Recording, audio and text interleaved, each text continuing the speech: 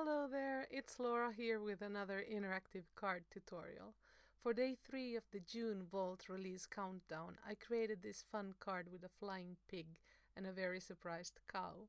I was asked to make a tutorial of the mechanism that I used, so today I'm sharing another version of the card so that you can see just how versatile it is.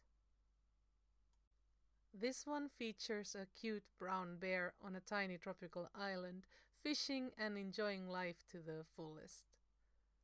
I started by stamping the bear from Birdie Brown's adorable birthday bear stamp set. The second time I only inked it partially, and now I'm drawing the rest of the arm. First with a pencil and then later with a multi-liner pen. It doesn't have to be perfect, we just need that part so that we can attach the arm to the rotating brad later on. Now I'm adhering a little mask to the paw so that I can stamp this cute fish from the I Knead You stamp set, which was the perfect size for this. When I peel off the mask, it looks like part of the original image. For the little island, you can use a curved die like the string from this banner set, a circle die or a large balloon die. I cut it out of craft cardstock and added some sand texture with Copic markers. Okay, so for this card we'll need an A2 card base or slightly larger. Mine is 5 5/8 by 8 3/4. Two same size panels, one of them decorated of course, a strip of water to hide the mechanism, a very sturdy pull tab, especially if we decide to use magnets. This one has 3 layers. We'll also need a couple of linkages. I chose the largest one from the Meet in the Middle Die-namics and die cut it 4 times so that I could stack them as well. To link these pieces to each other as well as to the panel and pull tab, we'll need 3 mini brads. Now I'm going to use this uncolored fussy cut image of the bear as a template to punch a hole in the main panel. We'll use this as a guide to cut a 1/2-inch hole so that we can link the arm to our rotating brad with a thick foam dot or the donut pieces included in the twist and turn dynamics set. In order to move our fish, we have to cut a groove in the main panel. I'm using the largest die from the Spin and Slide Dynamics, but if you don't have it, you can use a craft knife to create something similar. For this card, our channel doesn't need to have rounded edges. Just make sure that it's as straight as possible. And that's why I'm using the T ruler here. As you can see, I'm not measuring anything. You can easily adapt the mechanism to your needs, image sizes, etc. Now we can use our previously punched hole to center the 1/2-inch circle die, adhere it with tape and run the panel through our die cutting machine. Next we'll use the main panel as a template to punch a hole in our back panel or mechanism panel.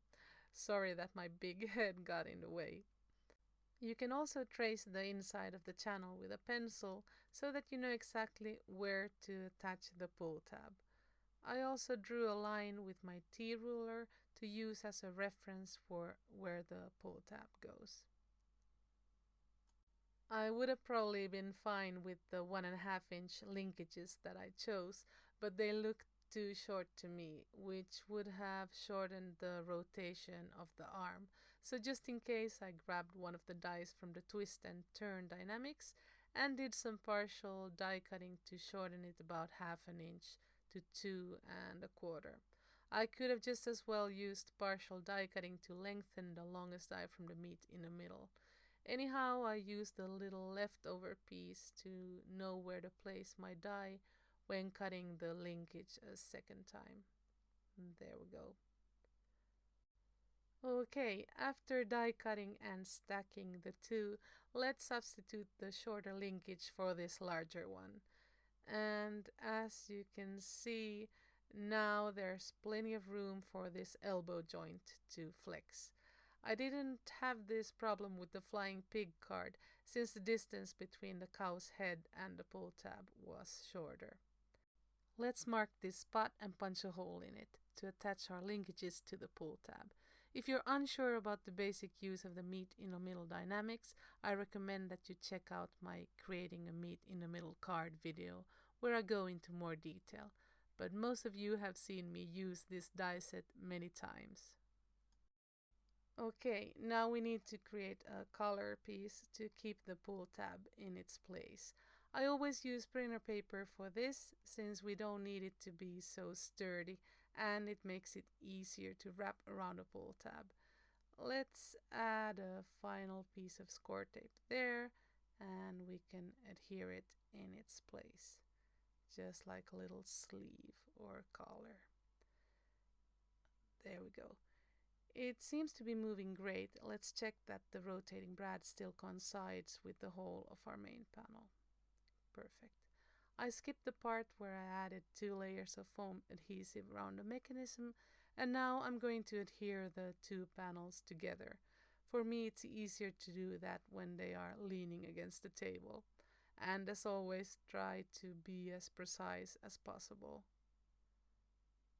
There we go.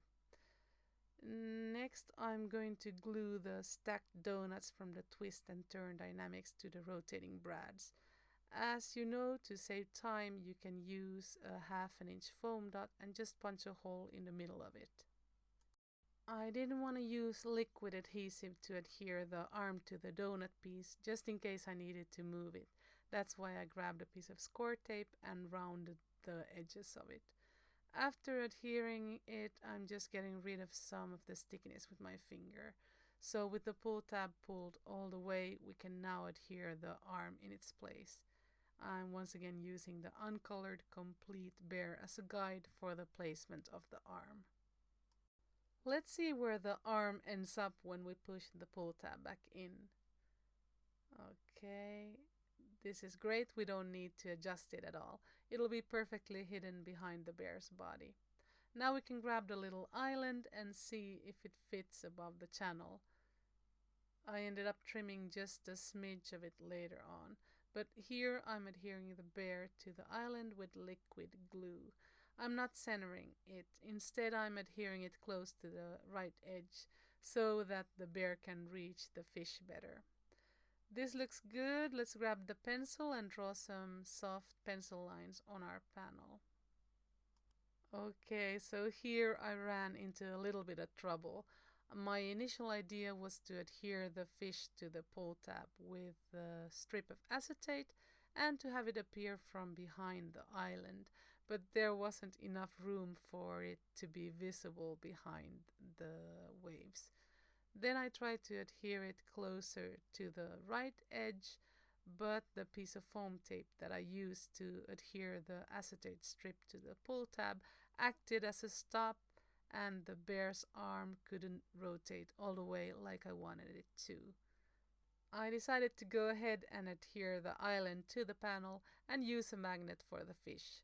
Here you can see where I put the thin foam squares so that they wouldn't interfere with the rotation of the arm. I also added a couple of pieces behind the bear's head. To attach the magnet to the pull tab, I first added 2 pieces of foam tape. If there's too much distance between the 2 magnetic poles, they won't attract each other. And there we go. These are the magnetic snaps that I used. They are really thin and surprisingly strong. They also come with adhesive, which is great. You need one with a plus sign and another one with a minus sign. I'm going to adhere one of them to the piece of foam tape and apply some baby powder around it to get rid of any unwanted sticky parts. After applying foam tape to the strip of waves and adhering it to the panel, I can just let the other magnet snap into place. Then we just need to attach the fish to it.